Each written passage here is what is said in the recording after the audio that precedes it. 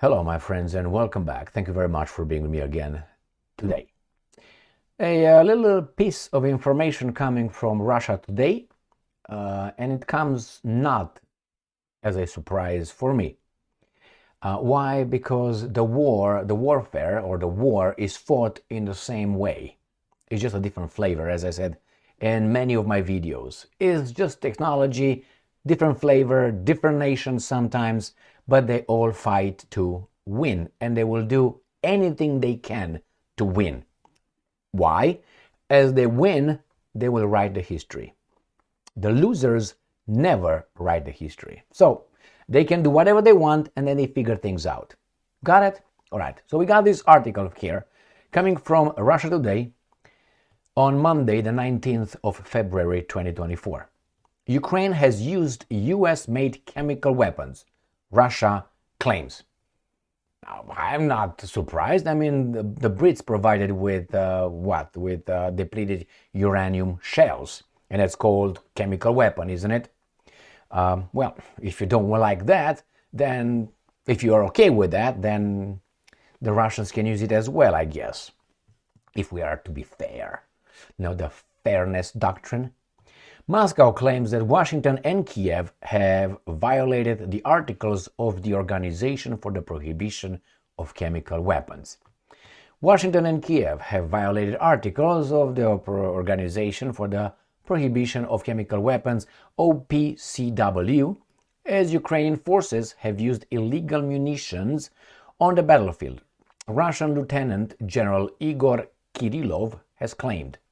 The head of Russian Nuclear, Chemical and Biological Protection Forces provided several examples of Kiev's alleged use of banned chemical weapons and non-lethal chemical agents that he said were obtained from the US. See, that's why I give, to a certain extent, these guys who write for Russia Today or Sputnik a little bit more professional points, because they say, even when they say alleged use, if you, this would be CNN, MSNBC, will be, let's say, BBC, would be Reuters, would be, what's the other one, Associated Press. Rarely they put alleged when they want to push it on you. They skip that. Sometimes they use it when it works in their interest. Kirillov claimed that Ukraine used drones to drop US-made gas grenades on December 28, 2023, containing CS compound, a chemical classified as a riot control tool that irritates the eyes and upper respiratory tract and can cause skin burns, respiratory paralysis, and cardiac arrest when used in high concentrations. He said that the delivery of such munitions by the US to Ukraine was a direct violation of the rules of the OPCW, which states that a country must, and I'm quoting, never, under any circumstances, transfer chemical weapons directly or indirectly to anyone. He also reported that on June 15, 2023, Moscow's forces were attacked by a drone carrying a container filled with chloropicrin,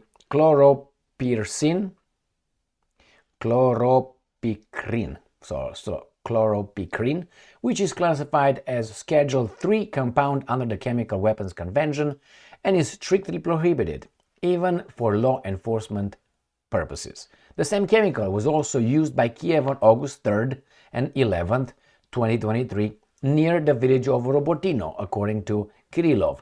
That's in Zaporozhye Oblast. The general also provided several examples of Kiev using toxic substances against Russian military personnel, as well as poisoning high-ranking officials, I know that one, such as the head of the Russian Kherson regional Vladimir Saldo in August 2022. It looks like in the medieval times. It looks like in the ancient times when you send those guys from the Levant to do all kind of things for you. Yeah, what do you want? Kirillov said Russian intelligence believes that Ukraine's forces, I don't like this believes, under the guidance of its Western backers, because if you say believe, do you know or you don't know, are developing a new military tactic that would use a chemical belt. This would involve blowing up containers with hydrocyanic acid and ammonia to prevent an advance by Russian forces. He added that plans for such a large-scale use of toxic chemicals were evidenced by the fact that Kiev had asked the EU to supply it with hundreds of thousands of antidotes, gas masks, and other personal protective equipment in 2024.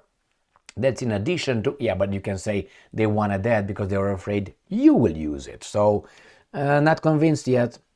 That's in addition to 600,000 ampoules, I don't know how I know what it is, of organophosphorus antidotes and 750,000 bottles of drugs for the detoxification of mustard gas, lewisite and hydrocyanic acid derivatives that were supplied by NATO countries in 2023. And I'm quoting, "It is obvious that the volumes requested by Ukraine are excessive for a country that does not have chemical weapons." Yeah, but they're afraid that you're going to use them. No? There has been no response from the OPCW despite all of this evidence being presented to the organization 4 months ago, the general said, accusing it of being run by Washington as a tool to target its political opponents. In November, Russia lost its seat on the OPCW Executive Council after failing to get enough votes from other members of the organization.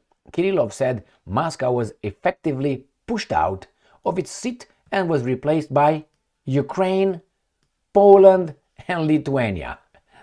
These guys, who he claimed were pursuing an obvious anti-Russia policy. That's correct.